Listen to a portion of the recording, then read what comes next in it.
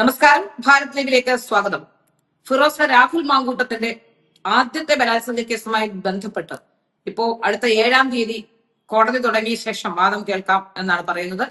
അതുവരെ അറസ്റ്റ് തടഞ്ഞിട്ടുണ്ട്. യഥാർത്ഥത്തിൽ അതിൽ കൂടി ജാമ്യം കിട്ടിയാൽ കോൺഗ്രസ് ചെയ്തത് വലിയ മണ്ടത്തരമാണെന്ന് കോൺഗ്രസിന് ബോധ്യപ്പെടും.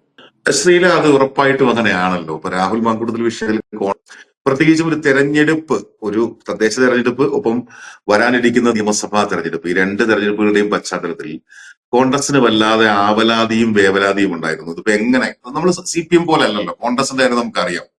ഒന്നാമത് ഈ മാധ്യമ പ്രവർത്തകരെല്ലാം ഇങ്ങനെ വെച്ച് അലക്കിക്കൊണ്ടിരിക്കുകയാണ്. ഇതെന്തോ വലിയ വിഷയമാണ്. അതോടെ ശ്രീലെ ഓർത്തു നോക്കിയാൽ മതി. രാഹുൽ കേസുമായി ബന്ധപ്പെട്ട് രാഹുലിന് അങ്ങനെ ഒരു ശബ്ദരേഖ വന്നതിന് പിന്നാലെ രാഹുലിനെ കോൺഗ്രസ് പുറത്താക്കുമോ, രാഹുലിനെ ആ നിലയ്ക്ക് രാഹുൽ അറസ്റ്റ് ചെയ്യപ്പെടുമോ എന്നൊക്കെയുള്ളതിലുള്ള നിരന്തരമായ എന്തിന് MLA സ്ഥാനം രാജിവെക്കുമോ, പെട്ടെന്ന് തന്നെ യൂത്ത് കോൺഗ്രസ് പ്രസിഡന്റ് സ്ഥാനം രാജിവെപ്പിക്കുന്നു, അവിടെ തുടങ്ങി അങ്ങനെ മുന്നോട്ട് പോകുന്ന കുറേയധികം സംഭവങ്ങൾ. അപ്പൊ അതില് നമുക്ക് മനസ്സിലായത് കോൺഗ്രസ് എന്ന് പറയുന്ന ഒരു രാഷ്ട്രീയ പാർട്ടിക്ക് അവർക്ക് കൃത്യമായിട്ടും ഇങ്ങനെ ഒരു പ്രതിസന്ധിയെ അല്ലെങ്കിൽ ഇങ്ങനെ ഒരു സമ്മർദ്ദത്തെ അതിജീവിക്കാൻ അതിലെ നേതാക്കൾക്കൊന്നും അത്ര വലിയൊരു ശേഷിയില്ല. മാധ്യമങ്ങൾ ഇപ്പോ ഓരോ മാധ്യമ പ്രവർത്തകരെ വേണമെങ്കിൽ നമുക്ക് എടുത്തു പറയാൻ പറ്റും. ആ പ്രവർത്തകൻ എന്ത് പറയുന്നു, ഈ മാധ്യമ പ്രവർത്തകൻ എന്ത് പറയുന്നു, ഈ ചാനൽ എന്ത് പറയുന്നു. അപ്പൊ ഇവരൊക്കെ ഇങ്ങനെ പറഞ്ഞുകൊണ്ടിരുന്നു കഴിഞ്ഞാൽ ഞങ്ങൾക്ക് എന്തോ സംഭവിക്കുമെന്ന് ഇങ്ങനെ വല്ലാതെ ഭയപ്പെട്ടിരുന്ന ഒരു അവസ്ഥ. അപ്പൊ അതിന്റെ അടിസ്ഥാനത്തിലാണ് എന്നാണ് എനിക്ക് തോന്നുന്നത് ശ്രീല, ഈ രാഹുലിനെതിരെയുള്ള ഓരോ നടപടികളും, ഓരോ ഘട്ടത്തിലും രാഹുലിനെതിരായ നടപടികൾ ഉണ്ടാകുന്നത്. പക്ഷേ ഓൺലൈൻ മീഡിയ ശക്തമായ ഒരു ഒരു പിന്തുണ രാഹുലിന് കൃത്യമായിട്ട് ലഭിച്ചിട്ടുണ്ട്. പല ചാനലുകൾ, ഞാൻ ചാനലുകൾ എടുത്തു പറയുന്നില്ല, ചില ചാനലുകളിൽ രാഹുൽ മാങ്കൂട്ടത്തിന് വേണ്ടി മാത്രം 24/7 പോലെ വർക്ക് ചെയ്തിരുന്ന ചാനലുകളുണ്ട്. ഇനിയിപ്പോ അത് PR വർക്കാണെന്നൊക്കെ പറയുന്നവരുമുണ്ട്. നമുക്ക് അതിനെപ്പറ്റി വ്യക്തമായി അറിയില്ല. പക്ഷേ അതുപോലെ നമ്മുടെ രാഹുൽ ഈശ്വറിന്റെ ഇടപെടലുകൾ, കൃത്യമായിട്ടും രാഹുൽ മാങ്കൂട്ടത്തിൽ നിയമസഭയിൽ വരണമെന്ന് പറഞ്ഞിട്ട് ഒരു നമ്പർ കൊടുത്തിട്ട് ഈ നമ്പറിൽ വിളിച്ച് നിങ്ങൾ രാഹുലിനോട് നിയമസഭയിൽ വരണം എന്നൊക്കെ പറഞ്ഞു. അങ്ങനെ നിരന്തരമായുള്ള അത്തരം ഇടപെടലുകളുടെ ഭാഗമായിട്ടാണ് രാഹുൽ മാങ്കൂട്ടത്തിൽ റൂമിന് പുറത്തിറങ്ങുന്നത് പോലും. അദ്ദേഹം ഒരു സമയത്ത് വല്ലാതെ ട്രോമ അടിച്ച് റൂമിൽ ഇരിക്കുകയായിരുന്നു, വല്ലാത്ത മാനസിക പ്രതിസന്ധിയിലായിരുന്നു എന്നൊക്കെ അദ്ദേഹം തന്നെ പറയുന്ന വോയിസ് ക്ലിപ്പുകളൊക്കെ പുറത്തു വന്നിരുന്നു. അപ്പൊ അവിടെ പിന്നെ പാലക്കാട്ടെ ജനങ്ങൾക്ക് അങ്ങനെ രാഹുലിനോടൊരു വലിയ വിരോധം, ഇങ്ങനെ ഒരു വിഷയത്തിൽ സംശയത്തിന്റെ നിഴലിലാണെങ്കിൽ പോലും അങ്ങനെ ഒരു വലിയ ഒരു വികാരം രാഹുലിനെതിരെ ഇല്ല എന്ന് രാഹുൽ തിരിച്ചറിയുകയും കൂടെ ചെയ്തു. അതിന്റെ ഒക്കെ അടിസ്ഥാനത്തിലാണ്, അങ്ങനെ ഒരുപാട് പേരുടെ സപ്പോർട്ടോടെയാണ് ശരിക്കും കോൺഗ്രസിൽ നിന്ന് തന്നെ വല്ലാതെ ഒറ്റപ്പെട്ടു പോയ രാഹുൽ മാങ്കൂട്ടത്തിൽ തിരിച്ച് നിയമസഭയിലേക്ക് വരുന്നത് നമ്മൾ കണ്ടതാണ്. അതിനുശേഷമാണ് രാഹുൽ പിന്നീട് ആ ഒരു കോൺഫിഡൻസിന്റെ പുറത്ത് പാലക്കാടേക്ക് പോകുന്നു. നമ്മൾ മുമ്പ് പറഞ്ഞിട്ടുണ്ട്, ഈ രാഹുലിന്റെ ഒരു മാങ്കൂട്ടത്തിന്റെ കോൺഫിഡൻസ് ലെവല് ഒരു വലിയ കോൺഫിഡൻസ്. രാഹുൽ മാങ്കൂട്ടത്തിൽ ആദ്യം മുതൽ പറയുന്നത് എന്താണ്, ഇന്ത്യൻ ഭരണഘടന പ്രകാരമോ അല്ലെങ്കിൽ ഇന്ത്യയുടെ നീതിന്യായ സംവിധാനത്തിന് വിഘാതമായ രീതിയിലോ എതിരായിട്ടോ താൻ ഒരു തെറ്റും ചെയ്തിട്ടില്ല. ഇനിയിപ്പോ ഇനിയും പരാതി ഉണ്ടെങ്കിലും ഈ പരാതികളൊക്കെയും കോടതിയിൽ വരുമ്പോൾ അതിന്റെ വിചാരണാ ഘട്ടത്തിൽ രാഹുലിന് ഊരിപ്പോവാൻ പറ്റും എന്നുള്ള ഒരു കൃത്യമായിട്ടൊരു പ്രതീക്ഷ രാഹുൽ മാങ്കൂട്ടത്തിൽ ഉണ്ടായിരുന്നു. കാര്യം അദ്ദേഹം നിയമത്തിനെതിരായിട്ടൊന്നും ചെയ്തിട്ടില്ല. അപ്പൊ ഇന്ന് ഏറ്റവും അവസാനത്തെ ദിവസം ജസ്റ്റിസ് കെ ബാബുവിന്റെ ബെഞ്ചാണ് ഈ കേസ് പരിഗണിച്ചത്. അപ്പൊ കഴിഞ്ഞ ദിവസം ഇന്നലെ ജസ്റ്റിസ് കുര്യൻ തോമസിന്റെ ബെഞ്ചാണ് ഈ കേസ് പരിഗണിക്കുന്നത്. അപ്പോ ഒരു 10 ദിവസത്തിലധികമാണ് ഈ കേസ് നീട്ടിവെക്കുന്നത്. ഞാൻ ശ്രീലോട് ഒരു കാര്യം പറയാം. ഈ ജസ്റ്റിസ് ബെച്ചു കുര്യൻ തോമസിന്റെ ബെഞ്ച് അദ്ദേഹം ഒരു 6 മാസം മുമ്പ് പറഞ്ഞിരുന്ന ഒരു വിധിയുണ്ട്. അതൊരു മുൻകൂർ ജാമ്യത്തിൽ പറഞ്ഞൊരു വിധിയാണ്. അത് മലപ്പുറം സ്വദേശിയായ ഒരു അമീൻ എന്ന് മറ്റാണ് അതിന്റെ പേര്, കറക്റ്റ് ഞാൻ പേര് പെട്ടെന്ന് ഓർക്കുന്നില്ല. അദ്ദേഹം ഒരു പെൺകുട്ടിയുമായി, അദ്ദേഹത്തിനെതിരെ ഒരു പെൺകുട്ടി കൊടുത്ത പരാതിയാണ്. ആ പരാതിയുടെ അടിസ്ഥാനത്തിൽ അദ്ദേഹം മുൻകൂർ ജാമ്യത്തിന് പോവുകയാണ്. ആ പരാതി എന്ന് പറയുന്നത് വിവാഹ വാഗ്ദാനം നൽകി പീഡിപ്പിച്ചു എന്നുള്ള കേസായിരുന്നു. അപ്പൊ ഈ പെൺകുട്ടി ഒരു വിദ്യാർത്ഥിനിയാണ്, പെൺകുട്ടി അതിനകം തന്നെയുമാണ്. അപ്പൊ വിവാഹിതയായ ഒരു പെൺകുട്ടിയെ ഇദ്ദേഹം വിവാഹ വാഗ്ദാനം നൽകി പീഡിപ്പിച്ചു എന്നൊക്കെയുള്ളതാണ് കേസ്. ഈ പെൺകുട്ടി ഇദ്ദേഹത്തോടൊപ്പം മലപ്പുറം ജില്ലയിലെ ഒരു ഹോട്ടലിലും കോഴിക്കോട് രാമനാട്ടുകരയോ അങ്ങനെ എവിടെ, ഈ 2 ജില്ലകളിലെ 2 ഹോട്ടലിൽ ഈ പെൺകുട്ടി താമസിച്ച് ഇദ്ദേഹം ഈ പെൺകുട്ടിയെ ചൂഷണം ചെയ്തു എന്നാണ് പറയുന്നത്. ജസ്റ്റിസ് ബെച്ചു കുര്യൻ തോമസ് ഈ പരാതി പരിഗണിച്ചുകൊണ്ട്, ഇദ്ദേഹത്തിന്റെ മുൻകൂർ ജാമ്യം പരിഗണിച്ചുകൊണ്ട്, ബെച്ചു കുര്യൻ തോമസ് എന്ന് പറയുന്ന നീതിമാനായ ആ ജഡ്ജ് ചോദിച്ചൊരു ചോദ്യമുണ്ട്, അല്ലെങ്കിൽ പറഞ്ഞ ഒരു പരാമർശമുണ്ട്. ഇതിൽ പ്രഥമ ദൃഷ്ട്യാ ഈ പരാതിയിൽ തന്നെ അദ്ദേഹത്തിന്റെ പരാമർശം ഇങ്ങനെയാണ്: ഈ പരാതിയിൽ തന്നെ ഈ ബന്ധം ഉഭയസമ്മതപ്രകാരമാണ് എന്ന് വ്യക്തമാണ്. അപ്പൊ അങ്ങനെ ഉഭയസമ്മതപ്രകാരം ഒരു സ്ത്രീയും പുരുഷനും അങ്ങനെ ഒരു ബന്ധം പുലർത്തിയിട്ട് പിന്നീട് എപ്പോഴെങ്കിലും വിവാഹ വാഗ്ദാനം നൽകി പീഡിപ്പിച്ചുവെന്നും അത്തരത്തിലുള്ള ആക്ഷേപങ്ങളുമായി കോടതിക്ക് മുൻപിൽ വന്നാൽ, അല്ലെങ്കിൽ നിയമ സംവിധാനത്തിന്റെ മുൻപിൽ വന്നാൽ, അത്തരം കേസുകൾ കുറച്ചുകൂടി ഗൗരവതരമായി പരിഗണിക്കണം. അതിന്റെ കാരണം, അത്തരത്തിൽ സംശയത്തിന്റെ നിഴലിലായി പോകുന്ന പുരുഷന്മാർ അവർ പിന്നീട് ജീവിതാന്ത്യം വരെ അവർ വേട്ടയാടപ്പെടും. അവർക്ക് ഒരിക്കലും പിന്നീട് ഈ പൊതു ഇടത്തിൽ സ്വൈരമായി സമാധാനമായി ജീവിക്കാൻ കഴിയില്ല. അതായത് സ്ത്രീകൾക്ക് മാത്രമല്ല ട്രോമയുള്ളത്, പുരുഷന്റെ ജീവിതം അത്തരം കേസുകളുമായി ബന്ധപ്പെട്ട് ഇരുളടഞ്ഞു പോകുമെന്ന് കൃത്യമായിട്ടും ജസ്റ്റിസ് ബെച്ചു കുര്യൻ തോമസ് എഴുതി വെച്ചിട്ടുണ്ട്. അദ്ദേഹം തന്നെയാണ്, എനിക്ക് തോന്നുന്നു, വേടന് ജാമ്യം കൊടുത്തതും ബെച്ചു കുര്യൻ തോമസിന്റെ ബെഞ്ചാണെന്നാണ് എനിക്ക് തോന്നുന്നത്. ഈ കേസ് യാദൃശ്ചികമായിട്ടാണ്, കാരണം കോടതി അവധിയായതുകൊണ്ടാണ് അദ്ദേഹത്തിന്റെ ആ ബെഞ്ചിലേക്ക് വരുന്നത്. അപ്പൊ അദ്ദേഹമാണ് ഒരു 10-12 ദിവസത്തേക്ക് കേസ് ഈ അറസ്റ്റ് തടഞ്ഞുകൊണ്ടുള്ള ആ ഉത്തരവ് നിലനിർത്തിക്കൊണ്ട് ഈ കേസ് തള്ളിവെക്കുന്നത്. കേസ് ഇപ്പം സർക്കാർ കൊടുത്ത അപ്പീലും ഒരു 10-15 ദിവസത്തോളം തള്ളിവെച്ചു. ക്രിസ്മസിന് ശേഷം, അത് രണ്ടാമത്തെ കേസിൽ ക്രിസ്മസിന് ശേഷം പരിഗണിക്കാമെന്ന് പറഞ്ഞു. അപ്പൊ കോടതികൾക്ക് താൽക്കാലികമായിട്ട് രാഹുൽ മാങ്കൂട്ടത്തിന് ആശ്വാസം കൊടുക്കാൻ പറ്റുന്നത് ഇങ്ങനെയൊക്കെയാണ്. അല്ല, ഇനി വല്ല കൊടും ക്രിമിനൽ പ്രവൃത്തി എന്തെങ്കിലും രാഹുൽ മാങ്കൂട്ടത്തിൽ ചെയ്തിരുന്നുവെങ്കിൽ അങ്ങനെ കേസ് തള്ളിവെക്കില്ല. കേസ് തള്ളിവെക്കാൻ പറ്റില്ല, അല്ലെങ്കിൽ കേസ് അങ്ങനെ അത്രയും ഗൗരവപ്പെട്ട തെളിവുകൾ കോടതിയുടെ കേസിന്റെ ആദ്യം തന്നെ വന്നപ്പോ തന്നെ അതില് രാഹുൽ ഉന്നയിക്കുന്ന കാര്യങ്ങളും ഗൗരവമുള്ളതാണെന്ന് നിരീക്ഷണം കൂടെ കോടതിയുടെ ഭാഗത്തു നിന്ന് വന്നിരുന്നു. ജില്ലാ കോടതിയിൽ അപ്പീൽ കിട്ടിയില്ലെങ്കിലും ഹൈക്കോടതിയിൽ എത്തിയപ്പോൾ അത് പറഞ്ഞിട്ടാണ് അടുത്ത ദിവസത്തേക്ക് കേസ് മാറ്റിവെച്ച് ഇപ്പൊ വെക്കേഷൻ ആയതുകൊണ്ട് അടുത്ത അവധിക്ക് ശേഷം കോടതി തുറക്കുമ്പോൾ പരിഗണിക്കാം എന്നാണ് പറഞ്ഞിട്ടുള്ളതെന്നാണ് ഞാൻ മനസ്സിലാക്കുന്നത്. ഇവിടെ മറ്റൊരു പ്രധാനപ്പെട്ട കാര്യം, ഈ 2 കേസിലും ജാമ്യം കിട്ടി പുറത്തു വന്നത് ഒരുപക്ഷെ ഈ അകത്തു പോയതിനേക്കാൾ കൂടുതൽ, അല്ലെങ്കിൽ ഈ കുറച്ചു കാലം വീട്ടിൽ ഒതുങ്ങിയിരുന്ന വലിയ പ്രതിസന്ധികളെയൊക്കെ തരണം ചെയ്ത് വന്ന ഒരാളെന്ന രീതിയിൽ സത്യത്തിൽ ഒരു രക്തസാക്ഷി പരിവേഷം കിട്ടാനുള്ള സാധ്യതയില്ലേ എന്നാണ് എനിക്ക് തോന്നുന്നത്. കാരണം 2 കേസിലും വരുമ്പോൾ തീർച്ചയായിട്ടും ജാമ്യം കിട്ടി പുറത്തു വരുമ്പോൾ ഇതിൽ കേരള പോലീസിന്റെ ചില ഇടപെടലുകൾ സംശയാസ്പദമാണ്. കേരള പോലീസ് FIR ഇട്ട രീതി, അല്ലെങ്കിൽ മൊഴിയെടുത്ത ആ രീതി, അതിനെ സംബന്ധിച്ചൊക്കെ വലിയ പ്രശ്നങ്ങൾ ഉണ്ടാകുന്നുണ്ട്. ആ കേസുമായി ബന്ധപ്പെട്ട് അതിന്റെ പുറത്തു നിൽക്കുന്നവരെ പോലും കേസിൽ കുടുക്കാൻ, ഇപ്പൊ രാഹുൽ ഈശ്വറിനെയൊക്കെ കേസിൽ കുടുക്കാൻ നടത്തിയ ശ്രമങ്ങൾ, ഇതൊക്കെ ചർച്ച ചെയ്യും, പൊതുസമൂഹം ചർച്ച ചെയ്യുമ്പോൾ കൂടുതൽ ശക്തനാവുകയല്ലേ രാഹുൽ മാങ്കൂട്ടത്തിൽ? ശ്രീലാദിൽ ഒരു സംശയവുമില്ല. രാഹുൽ കൂടുതൽ ശക്തനാവുകയാണെന്നല്ല, എനിക്ക് തോന്നുന്നു 10 മടങ്ങ് ശക്തനാകുന്ന രാഹുൽ മാങ്കൂട്ടത്തിലാണ് നമ്മൾ കാണുന്നത്. അതായത് ശരിക്കും പറഞ്ഞാൽ രാഹുൽ മാങ്കൂട്ടത്തിൽ ഞാൻ മനസ്സിലാക്കുന്നിടത്തോളം ഷാഫി പറമ്പിലിന്റെ ഒരു നിഴലായിരുന്നു. ഷാഫി പറമ്പിലിനോടൊപ്പം നിന്ന് അദ്ദേഹം പിന്നീട് ഉണ്ടാക്കിയെടുത്ത എല്ലാം അതവിടെ സാധുവായി തന്നെ നിൽക്കുമ്പോഴും ഷാഫിയാണ് രാഹുലിനെ കൊണ്ടുവന്നത്. ഷാഫിയുടെ ആ ഇമേജിന്റെ ആ നിഴൽ പറ്റി നടന്നു വന്നൊരു ചെറുപ്പക്കാരൻ. അങ്ങനെ നിഴൽ പറ്റി നടന്നു വരുന്നു. പിന്നെ യൂത്ത് കോൺഗ്രസിന്റെ സംസ്ഥാന പ്രസിഡന്റ് ആകുന്നു. അതിനുശേഷം ഷാഫി പറമ്പിലിന്റെ ഒറ്റ നിർബന്ധം കൊണ്ട് പാലക്കാട് രാഹുൽ മാങ്കൂട്ടത്തിൽ തന്നെ മതി എന്നുള്ള ഒറ്റ നിർബന്ധം കൊണ്ട് പാലക്കാട് സ്ഥാനാർത്ഥിയാകുന്നു. നിങ്ങളിങ്ങനെ സ്ഥാനാർത്ഥിയാക്കിയേക്കും, ഞാൻ ജയിപ്പിക്കാമെന്ന് പറയാൻ ഷാഫി പറമ്പിലിന് പറ്റും പാലക്കാട്. കാരണം കഴിഞ്ഞ ദിവസം നമ്മൾ സംസാരിച്ച പോലെ അവിടെ ഇനി ഏത് വീട്ടിലും കയറിയിട്ട് അങ്ങനെ അത്രയും അവിടെ ജനസ്വാധീനമുള്ള ഒരു നേതാവാണ്. അത് കൃത്യമായിട്ടും അങ്ങനെ ഒരു നേതാവിനെ അവിടെ കൃത്യമായിട്ടും അവതരിപ്പിക്കാൻ ഷാഫിക്ക് പറ്റി. അത് ഉപയോഗിക്കാൻ രാഹുലിനും പറ്റി. രാഹുലിനെ കാണുമ്പോൾ രാഹുലിനെ ആ നിലയ്ക്ക് രാഹുൽ ആ കളം പിടിച്ചു എന്നുള്ളത് ഉറപ്പാണ്.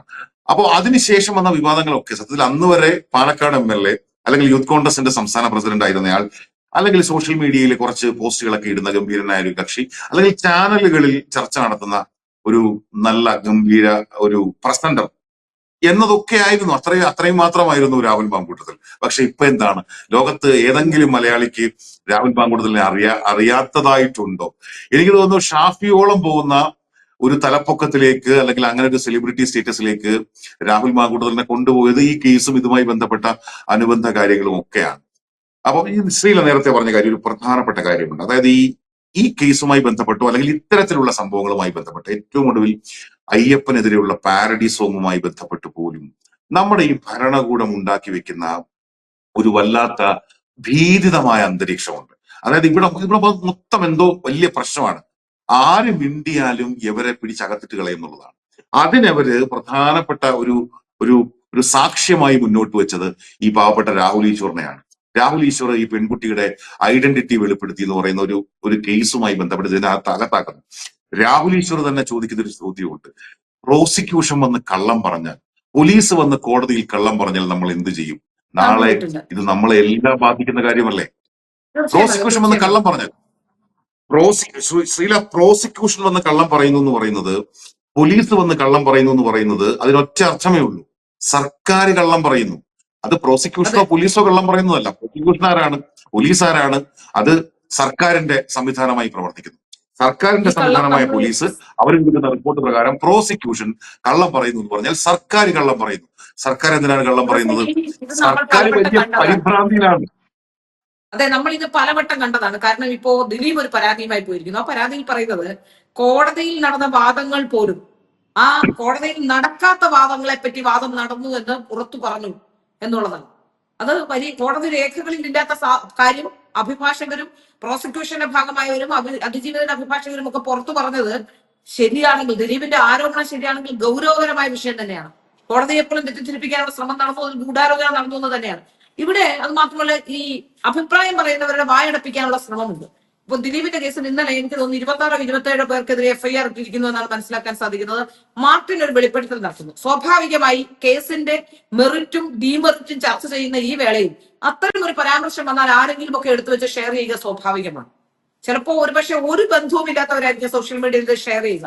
അത്തരക്കാർക്കെതിരെ പരാതി എടുക്കുന്നു എന്നുള്ളത്, അതിൽ നടിയുടെ പേര് പറഞ്ഞിട്ടുണ്ട് എന്നുള്ളത്, നടിയുടെ അഭിഭാഷകയുടെ പരാമർശം തന്നെ ദിലീപ് ബലാത്സംഗം ചെയ്താൽ കുഴപ്പമില്ല എന്നുള്ള കാര്യങ്ങളോട് നിൽക്കുമ്പോൾ തന്നെ അത്തരത്തിലുള്ള വിഷയങ്ങൾ എത്തുമ്പോൾ അതൊന്നും പരാതിയാവുന്നില്ല. അല്ലെങ്കിൽ മറ്റുള്ളവരെ കൂടി സോഷ്യൽ മീഡിയയിൽ IT ആക്ട് ദുരുപയോഗം ചെയ്തുകൊണ്ട് പലരെയും കേസിൽ കൊടുക്കാൻ ശ്രമിക്കുന്നു എന്നുള്ളത് ഗൗരവകരമായി കാണേണ്ട ഒരു വിഷയമല്ലേ? അതെ ശ്രീല, അതാണ് നമ്മൾ പറഞ്ഞുകൊണ്ടിരിക്കുന്നതും രാഹുൽ ഈശ്വർ ചോദിക്കുന്ന ചോദ്യവും ഒക്കെ ഇതാണ്. അതായത് ഒരു ഭീതിതമായ അന്തരീക്ഷം ഇവിടെ ഉണ്ടാക്കി വെക്കുന്നു. നിങ്ങൾ ആരും ഒന്നും മിണ്ടരുത്. കാര്യം നിങ്ങൾ മിണ്ടിക്കഴിഞ്ഞാൽ അത് ആർക്കെതിരെയാണ് ഇത് മൊത്തം അടിക്കുന്നത്? ഇത് കേവലം എന്ന് ഞാൻ പറയുന്നില്ല. ഇതിപ്പോ ദിലീപിന്റെ കേസോ അതിജീവിതയുടെ കേസോ അല്ലെങ്കിൽ രാഹുൽ മാങ്കൂട്ടത്തിലുമായി ബന്ധപ്പെട്ട എല്ലാ കേസും, ആ കേസുമായി ബന്ധപ്പെട്ട് വരുന്ന വിമർശനം,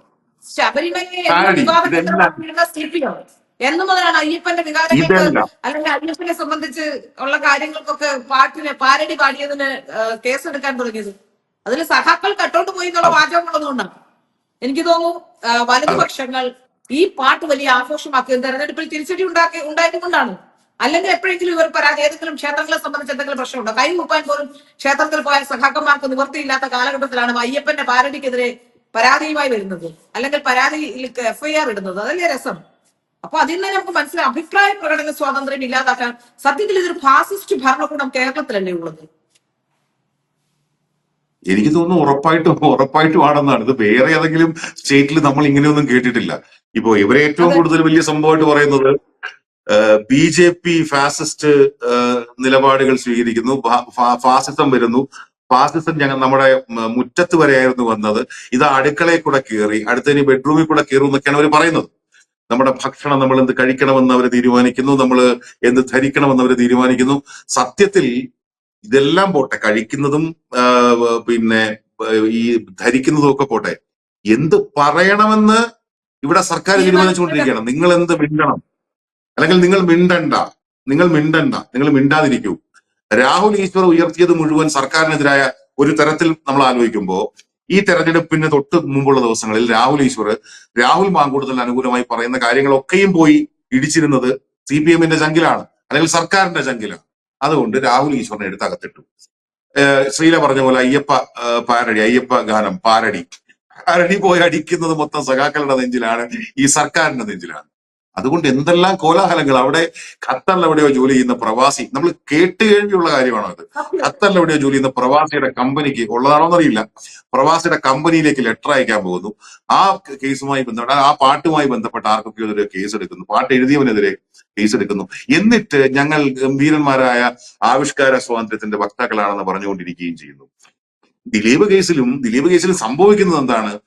ഇതിൽ പ്രോസിക്യൂഷന്റെ പരാജയം എന്നാണല്ലോ പറയുന്നത്. പൊതുവെ പ്രോസിക്യൂഷന്റെ പരാജയം എന്ന് പറഞ്ഞാൽ ആരുടെ പരാജയം? പ്രോസിക്യൂഷന്റെ പരാജയം സർക്കാരിന്റെ പരാജയം, പിണറായിയുടെ പരാജയം, അല്ലെങ്കിൽ ആഭ്യന്തര വകുപ്പിന്റെ പരാജയം. നിങ്ങൾ പിന്നെ എന്തിനാണ് ഈ കുറെ വർഷങ്ങളായിട്ട് ഈ അതിജീവിതയിട്ട് ഈ കോടതി കയറ്റി ഇങ്ങനെ വല്ലാതെ മാനസിക സമ്മർദ്ദത്തിലും സങ്കടത്തിലും ആക്കിയതെന്ന് പൊതുസമൂഹത്തിൽ നിന്ന് ആരെങ്കിലും ഒക്കെ ചോദിച്ചു പോകും. അപ്പൊ ഇതെല്ലാം വന്ന് വന്ന് പതിക്കുന്നത് പിണറായിയുടെ തലയിലാണ്, അല്ലെങ്കിൽ ഈ സർക്കാരിന്റെ തലയിലാണ്. അതുകൊണ്ട് ഇതിലൊന്നും നിങ്ങൾ ഒന്നും മിണ്ടരുത്, ഒന്നും മിണ്ടരുത്. അതെ മിണ്ടിക്കഴിഞ്ഞാൽ ഇപ്പം ഞങ്ങളെ അറസ്റ്റ് ചെയ്യും. രാഹുൽ ഈശ്വറിന്റെ അനുഭവം കണ്ടില്ലേ എന്നവർ നേരിട്ട് ചോദിക്കുന്നില്ല. പക്ഷെ രാഹുൽ ഈശ്വറിന്റെ അനുഭവം മുന്നിൽ നിർത്തിക്കൊണ്ട് അതൊരു ഒരു പ്രതീകമാക്കി വെച്ചുകൊണ്ട് ഏതവനെയും ഞങ്ങൾ പിടിച്ചകത്തിടും. രാഹുൽ ഈശ്വർ പറയുന്ന പോലെ 16 ദിവസം ജയിലിൽ കിടക്കണ്ടേ, എന്ത് തെറ്റാണ് ഞാൻ ചെയ്തത്? ഒരു സത്യമല്ലേ? കാര്യം 16 ദിവസം ഞാൻ ജയിലിൽ ആ കിടക്കണ്ട. വീഡിയോ കാണുമ്പോൾ നമുക്കറിയാം രാഹുൽ ഈശ്വറിനെ നോട്ടീസ് കൊടുത്തല്ല, വീട്ടിൽ നിന്ന് നോട്ടീസ് കൊടുത്ത് വിളിച്ച ആളല്ല രാഹുൽ ഈശ്വർ. രാഹുൽ ഈശ്വറിന് തെറ്റാണ്. നോട്ടീസ് തരാതെ 161 ഇത് പ്രകാരം നോട്ടീസ് തരാതെ ഒരുപക്ഷെ രാഹുൽ ഈശ്വർ പോവുക പോലും ചെയ്യരുതായിരുന്നു. രാഹുൽ ഈശ്വർ ചെന്നു, രാഹുൽ ഈശ്വറിനെ പോലീസ് സ്റ്റേഷനിലേക്ക് കൊണ്ടുവന്നു. എപ്പോഴാണ് നോട്ടീസ് കൊടുത്തത്? ഇത് മുഴുവൻ ലൈവായിരുന്നു, നമ്മളാരും കണ്ടിട്ടില്ല നോട്ടീസ് കൊടുക്കുന്നത്. വീട്ടിൽ നിന്ന് രാഹുൽ ഈശ്വറിന്റെ വീട്ടിൽ CCTV ദൃശ്യങ്ങളുണ്ട്. രാഹുൽ ഈശ്വറിനെ പുറത്തു കൊണ്ടുപോകാൻ ശ്രമിക്കുമ്പോൾ ആ രാഹുൽ ഈശ്വർ തന്നെ അതിലൂടെ പറഞ്ഞ കാര്യങ്ങൾ നമ്മൾ കണ്ടതാണ്. രാഹുൽ ഈശ്വർ പുറകെ ഇറങ്ങി. ഇപ്പൊ എപ്പോഴാണ് നോട്ടീസ് നൽകിയത്? അപ്പൊ ഇതൊക്കെ നമ്മൾ രാഹുൽ ഈശ്വർ പറയുമ്പോൾ അവർ പോലും ഞെട്ടിപ്പോയി എന്നാണ് പ്രോസിക്യൂഷൻ കള്ളം പറയുന്നത്. യഥാർത്ഥത്തിൽ അങ്ങനെയുള്ള കേസുകൾ, പ്രത്യേകിച്ച് സ്ത്രീ വിഷയമാകുമ്പോൾ ഇത്തരത്തിലുള്ള കള്ളങ്ങൾ കോടതിയിൽ പ്രോസിക്യൂഷൻ പറഞ്ഞു കഴിഞ്ഞാൽ നമുക്ക് രക്ഷപ്പെടാനേ കഴിയില്ല. നമ്മളെ ആരെയും എപ്പോഴും അകത്തിടാൻ പറ്റുന്ന ഒരു മാനസികാവസ്ഥയിലേക്കാണ് കേരളത്തിലെ സർക്കാർ പോകുന്നതെന്നുള്ളതാണ്. ഇതിനെതിരെ വലിയ രീതിയിൽ പ്രചരണം നടത്തേണ്ട ആവശ്യമുണ്ട്. കാരണം നമ്മൾക്കൊക്കെ പലപ്പോഴും അറിയാതെ പറഞ്ഞു ഇപ്പോ നടിയുടെ പേര് പറഞ്ഞു എന്നാണല്ലോ ഇവർ പറഞ്ഞ് ഇപ്പോ ദിലീപിന്റെ കേസിൽ എടുക്കുന്ന കേസ്. ഈ നടിയുടെ ഫോട്ടോ അടക്കം അവരുടെ ആൾക്കാർ തന്നെ ഷെയർ ചെയ്തിട്ടുണ്ട്, നമ്മളാരും ഷെയർ ചെയ്തിട്ടില്ല. പക്ഷെ നടിയുടെ ചിത്രം അടക്കം ഷെയർ ചെയ്തുകൊണ്ട് ഐക്യദാർഢ്യം പ്രകടിപ്പിച്ചവരുണ്ട്. ഈ ആദ്യത്തെ കേസിൽ രാഹുൽ മാങ്കൂട്ടത്തിന്റെ കേസാണെങ്കിൽ ഈ രാഹുൽ കൊടുത്ത ജാമ്യ ഹർജി, ആ ജാമ്യ ഹർജി എടുത്ത് അതുപോലെ ഇട്ടിട്ടുണ്ട്. അതിനാണ് ഈ പെൺകുട്ടി ഏത് സ്ഥാപനത്തിലാണ് ജോലി ചെയ്തതെന്നും ഈ പെൺകുട്ടി വിവാഹിതയാണെന്നും ആരുടെ ഭാര്യയാണെന്നും ഒക്കെയുള്ള കൃത്യമായ തെളിവുകളുള്ളത് അവിടെയാണ്. അവിടെ നിന്നാണ് ഇത് അന്വേഷണം ആരംഭിച്ചിട്ടുള്ള സാധാരണ കേരളത്തിൽ. അല്ലാതെ രാഹുൽ ഈശ്വർ വിവാഹിതയാണെന്ന് പറഞ്ഞ ഒരു വാക്കിലല്ല. രാഹുൽ ഈശ്വർ വിവാഹിതയായ മാധ്യമ പ്രവർത്തകയാണെന്ന് പറഞ്ഞാൽ കേരളത്തിൽ വിവാഹിത എത്രയോ മാധ്യമ പ്രവർത്തകരുണ്ട്. പിന്നെ ഒരു AI ഫോട്ടോ, അത് അവരുടെ ഫോട്ടോ അല്ല, AI ഒരു സ്ത്രീയും പുരുഷനും നിൽക്കുന്ന ഫോട്ടോയാണ്. ഈ സ്ത്രീയുടെ ഫോട്ടോ അല്ല അത്. അതൊന്നും പറഞ്ഞ സത്യം പറഞ്ഞ കേസ് ഒരിക്കലും നിലനിൽക്കാത്തൊരു കേസാണ്. രാഹുൽ ഈശ്വറിന് വേണമെങ്കിൽ ഇത് മലീഷ്യസ് പ്രോസിക്യൂഷൻ കൊടുത്ത് മാനനഷ്ടം പോലും വാങ്ങിച്ചെടുക്കാവുന്ന ഒരു കേസാണ്. രാഹുൽ ഈശ്വർ അതിന് ശ്രമിക്കണമെന്നാണ് ഞാൻ പറയുന്നത്. ഇത്തരം കേസുകളിൽ ഇങ്ങനെ, കാരണം സർക്കാരിന് ഇഷ്ടമില്ലാത്ത, സർക്കാർ എന്തെങ്കിലും ഒന്ന് പ്ലാൻ ചെയ്തിട്ടുണ്ടെങ്കിൽ അതിനെതിരെ ആരും പറയരുത്. കാരണം മാധ്യമ സ്വാതന്ത്ര്യത്തിനും ആവിഷ്കാര സ്വാതന്ത്ര്യത്തിനും എതിരെയുള്ള കടന്നുകയറ്റമല്ലേ ഇത്. ഇതിനെതിരെ പ്രതികരണം വേണ്ടതല്ലേ? അതെ ശ്രീല, വളരെ സിമ്പിൾ ആയിട്ട് രാഹുലിന്റെ വാർത്താ സമ്മേളനത്തിൽ രാഹുൽ പറയുന്ന ഒരു കാര്യമുണ്ട്. 11-ാം തീയതി മറ്റോ ജാമ്യം കിട്ടേണ്ടതായിരുന്നു. അപ്പൊ അങ്ങനെ ജാമ്യം കിട്ടാൻ വേണ്ടി ഇരുന്ന സമയത്ത് പ്രോസിക്യൂഷൻ വന്നിട്ട് പറയാണ് ഒരു പേപ്പറും കൂടെ കിട്ടാൻ, ഒരു പ്രധാന രേഖയും കൂടെ കിട്ടാനുണ്ട്. കോടതിയുടെ മുമ്പിൽ പറയാണ് ഒരു പ്രധാനപ്പെട്ട സാധനം കിട്ടാനുണ്ട് കേട്ടോ, അടുത്ത ദിവസം കിട്ടും. ജഡ്ജി പറയാമെങ്കിൽ ശരി, പിന്നെ അതും കൂടെ കൊണ്ടുപോവാ. നമുക്കിത് ഒരുത്തനെ ജയിലിൽ ഇടണമെന്ന് സർക്കാർ, നമ്മൾ ഇതിനാണ് ഭരണകൂട ഭീകരത എന്ന് പറയുന്നത്. ഒരുത്തനെ ജയിലിലിടണം, ഇവനെ ജയിലിലിടണമെന്ന് ഒരു സർക്കാർ സംവിധാനം തീരുമാനിച്ചാൽ ഇടാൻ പറ്റും. ഒരു 5 ദിവസമോ 10 ദിവസമോ ഇടാൻ പറ്റും. അതിൽ കൂടുതൽ ഇടാൻ പറ്റുമെന്ന് ഞാൻ വിചാരിക്കുന്നില്ല. പക്ഷെ ഒരു 2 ആഴ്ച അവൻ ജയിലിൽ കിടക്കട്ടെ, അല്ലെങ്കിൽ ഒരു റിമാൻഡ് കഴിഞ്ഞ് 2ാമത് റിമാൻഡ്. ഈ ദിലീപിന്റെ കേസിലും 90 ദിവസം കുറ്റപത്രം സമർപ്പിക്കുന്നിടം വരെ ജയിലിൽ കിടത്തേണ്ടി വന്നു. പലപ്പോഴും കേരളത്തിലെ പൊതുജനങ്ങൾക്ക് അറിയില്ല എന്താണ് കാരണമെന്ന്. പലപ്പോഴും അവർ ചോദിക്കുന്ന ചോദ്യം, ദിലീപ് കുറ്റം ചെയ്തിട്ടുള്ള എന്തുകൊണ്ടാണ് അങ്ങനെ കിടക്കേണ്ടി വന്നതെന്നാണ്. ഒന്ന്, ദിലീപ് ആ വിഷയത്തിൽ മുൻകൂർ ജാമ്യത്തിന് പോയിരുന്നില്ല. വിളിച്ച ഉടനെ ചെല്ലുന്നു, അനധികൃതമായി അറസ്റ്റ് ചെയ്യുന്നു. ആ സമയത്ത് അറസ്റ്റ് ചെയ്യുകയാണ്. അറസ്റ്റ് ചെയ്യുമ്പോൾ അയാൾക്ക് മുൻകൂർ ജാമ്യത്തിന് പോകാനുള്ള ഒരു സാഹചര്യം ഇല്ല. അറസ്റ്റിലായി കഴിഞ്ഞാൽ, അയാളെ പോലെ ഒരാളെ അറസ്റ്റ് ചെയ്ത് കഴിഞ്ഞാൽ ഇത് ഇൻഫ്ലുവൻഷ്യലായ പ്രതിയാണ്, ഇയാൾ പുറത്തു പോയാൽ തെളിവ് നശിപ്പിക്കും, പ്രമാദമായ ബലാത്സംഗ കേസാണ്, തെളിവുകൾ ഞങ്ങൾ ശേഖരിച്ചുകൊണ്ടിരിക്കുകയാണെന്ന് പറഞ്ഞാൽ കുറ്റപത്രം നൽകുന്നിടം വരെ അയാളെ പുറത്തുവിടാൻ കഴിയില്ല ഒരു ജഡ്ജിക്കും. അതാണ് അവിടെ വേറൊരു കാര്യമുണ്ട്. അതല്ലേ കുറ്റപത്രം 90 ദിവസത്തിനുള്ളിൽ അന്വേഷണ സംഘത്തിന് പഴുതടച്ച കുറ്റപത്രം നൽകാൻ കഴിഞ്ഞില്ല. അതുകൊണ്ടാണ് 85 ദിവസം ജാമ്യം കൊടുക്കുന്നത്. ഇല്ലെങ്കിലുള്ള അവസ്ഥയിൽ ആലോചിച്ച് നോക്കൂ. 90 ദിവസത്തിനുള്ളിൽ കുറ്റപത്രം കൊടുത്താൽ, ഞാൻ മനസ്സിലാക്കിയിട്ടുള്ള നിയമം പ്രകാരം 90 ദിവസത്തിനുള്ളിൽ ഈ കേസിൽ കുറ്റപത്രം കൊടുത്തിരുന്നെങ്കിൽ, ദിലീപിനെ കൂടി പ്രതിയാക്കിയ FIR പ്രകാരമുള്ള കേസിലെ ചാർജിലെ കുറ്റപത്രം കൊടുത്തിരുന്നെങ്കിൽ ദിലീപ് ജയിലിൽ കിടന്ന് വിചാരണ നേരിടണം. അപ്പൊ കൃത്യമായിട്ടും ആ 90 ദിവസത്തിനുള്ളിൽ കുറ്റപത്രം കൊടുക്കാൻ പറ്റില്ല എന്ന് അന്വേഷണ സംഘത്തിന് മനസ്സിലായാലും ഇത് വലിയ കോംപ്ലിക്കേഷനിലേക്ക്, കോൺസിക്വൻസിലേക്ക് പോകുമെന്ന് മനസ്സിലായി. അതുകൊണ്ടാണ് 85 ദിവസം 90 ദിവസത്തിനുള്ളിൽ കുറ്റപത്രം കൊടുക്കാൻ പറ്റില്ല, കൊടുത്തതുമില്ല. കുറ്റപത്രം കൊടുത്ത പിന്നെ എത്രയോ നാൾ കഴിഞ്ഞിട്ടാണ്. അപ്പൊ അങ്ങനെ ഒരു സാഹചര്യത്തിലാണ് 85 ദിവസത്തിന് ജാമ്യം കിട്ടുന്നത്. അപ്പൊ ആ കേസിലും വല്ലാത്ത തരത്തിലുള്ള, നമ്മളിപ്പോ എന്തൊക്കെ പറയുമ്പോഴും ആ കേസിലും കാര്യം ഇത് ഇമേജ് വർദ്ധിപ്പിക്കുകയാണ്. ഇമേജ് ഇങ്ങനെ കൂട്ടിക്കൊണ്ടിരിക്കുകയാണെന്ന്. ഏത് വലിയവനായാലും ഞങ്ങൾ പിടിച്ച് അകത്തിടുമെന്ന് പറഞ്ഞിട്ട് ഇമേജ് ഇങ്ങനെ കൂട്ടിക്കൊണ്ടിരിക്കുകയാണ്. ഞാൻ ഇതിനകത്ത് സിമ്പിളായി മനസ്സിലാക്കുന്ന ഒരു കാര്യം, കേരളത്തിലെ ജനങ്ങളെയും പ്രോസിക്യൂഷൻ വന്നിരുന്ന് ചാനലുകളിലൂടെ പറഞ്ഞ് ഇളക്കേണ്ട ഒരു ആവശ്യമില്ല. യഥാർത്ഥത്തിൽ ഏതെങ്കിലും കൃത്യമായ ഒരു തെളിവുണ്ടെങ്കിൽ അത് കോടതിയിൽ ഹാജരാക്കിയാൽ മാത്രം മതി. കോടതിയിൽ ഹാജരാക്കിയാൽ കൃത്യമായി തന്നെ ജഡ്ജി അത് കൃത്യമായി തന്നെ വിധി പറയും. ഇത് അതിനു പകരം കേരളത്തിലെ ജനങ്ങളെ മുഴുവൻ കഴിഞ്ഞ 9 വർഷമായി കേരളത്തിലെ ജനങ്ങളെ തെറ്റിദ്ധരിപ്പിക്കുന്ന പ്രസ്താവനകളും തെറ്റിദ്ധരിപ്പിക്കുന്ന രീതിയിൽ ചാനലുകളിലൂടെ ഈ അഭിഭാഷകരും പ്രോസിക്യൂഷന്റെ ഭാഗമായിരുന്നവരും പോലീസ് ഓഫീസേഴ്സും നിരന്തരം വാർത്ത ചമയ്ക്കുകയാണ്. ആ വാർത്ത ചമയ്ക്കൽ ഒരു വിഭാഗം ആൾക്കാർ ഈ സത്യങ്ങൾ ഒരുപക്ഷെ എന്താണ് എന്ന് മനസ്സിലാക്കാതെ പ്രതികരിച്ചിട്ടുണ്ടാവാം. പക്ഷെ വിധി വന്നതോടുകൂടി വിധി വായിച്ച് അതും ആലോചിച്ച് നോക്കണം. ഈ മാധ്യമങ്ങളൊന്നും മുഖ്യധാരാ മാധ്യമങ്ങളൊന്നും ആദ്യഘട്ടത്തിൽ ഇത് ചർച്ചയ്ക്കെടുത്തില്ല. കോടതിയെ കുറ്റപ്പെടുത്തിക്കൊണ്ട് തന്നെയായിരുന്നു മുഖ്യധാരാ മാധ്യമങ്ങൾ വരുന്നത്. ഓൺലൈൻ മാധ്യമങ്ങളും അതുപോലെ തന്നെ ശ്രീജിത്ത് പണിക്കര്, അനിൽ ഇമ്മാനുവൽ, നമ്മളെപ്പോലുള്ള ചില ആൾക്കാരൊക്കെ ഈ വിധിന്യായം വായിച്ചുകൊണ്ട് കൃത്യമായ അഭിപ്രായം പറയുന്നു. ഇപ്പൊ സെബാസ്റ്റ്യൻ പോൾ കൃത്യമായി പറയുന്നുണ്ട്, TG മോഹൻദാസ്, ഇങ്ങനെയുള്ള ചിലർ ഇത് പറഞ്ഞു തുടങ്ങിയപ്പോഴാണ് ഒരു നിവൃത്തിയുമില്ലാതെ മുഖ്യധാരാ മാധ്യമങ്ങൾ ആ വഴി പോകേണ്ടി വന്നിട്ടുള്ളത്. അപ്പൊ മാധ്യമങ്ങളും സർക്കാരിന്റെ ഭാഗമായി നിന്ന് വാർത്ത ചമയ്ക്കുന്നതിന് തയ്യാറാവുന്നു. ആവിഷ്കാര സ്വാതന്ത്ര്യം ഇല്ലാതാക്കാൻ പോകുന്ന രീതിയിലേക്ക് കേരളത്തിലെ മാധ്യമങ്ങൾ ഇടതുപക്ഷത്തിന് ഭാഗം നിൽക്കുന്നു. നേരെ മറിച്ച് ഇവിടെ ഉമ്മൻചാണ്ടിയുടെ കാലത്ത് എന്തായിരുന്നു സംഭവിച്ചുകൊണ്ടിരുന്നത്? ആലോചിച്ച് നോക്കൂ. ഇപ്പൊ എത്രയോ തവണ അദ്ദേഹത്തെ രാജിവെപ്പിക്കാനുള്ള ശ്രമങ്ങൾ ഇവർ ആരംഭിച്ചേനെ. എന്തൊക്കെ പ്രശ്നമുണ്ടായിരുന്നു ഈ വിഷയത്തിൽ. അതാണ് ഈ മുഖ്യധാര മാധ്യമങ്ങളുടെ പ്രശ്നം എന്താണെന്നറിയോ? ഈ കഴിഞ്ഞ ഒരു 10 വർഷത്തിന് മുമ്പുള്ള ഒരു അവസ്ഥ ശ്രീല എടുത്തു നോക്കിയേ. മുഖ്യധാരാ മാധ്യമങ്ങളിൽ ഞങ്ങൾ കുറച്ചുപേര് പറയും, നിങ്ങളെല്ലാം കേട്ടോണ്ടിരിക്കണം, ഞങ്ങളാണ് പറയുന്നത്, മൻ കി ബാത് രൂപമായിരുന്നു. ഇപ്പൊ എന്താണ്, ആൾക്കാരെല്ലാം പറഞ്ഞു തുടങ്ങി. ഓൺലൈൻ മാധ്യമങ്ങളോട് നിൽക്കട്ടെ, ആൾക്കാരെല്ലാം പറഞ്ഞു തുടങ്ങി. അവര് ഫേസ്ബുക്കിൽ കൂടെ പറഞ്ഞു തുടങ്ങി, അവര് ഇൻസ്റ്റാഗ്രാമിൽ കൂടെ പറഞ്ഞു തുടങ്ങി. അവർക്ക് പറയാനുള്ളതെല്ലാം അവരുടെ ഈ സോഷ്യൽ മീഡിയ പ്ലാറ്റ്ഫോമുകളിലൂടെ അവർ പറഞ്ഞുകൊണ്ടേയിരിക്കുന്നു, ഇല്ലെങ്കിൽ അവർ തിരുത്തിക്കൊണ്ടേയിരിക്കുന്നു.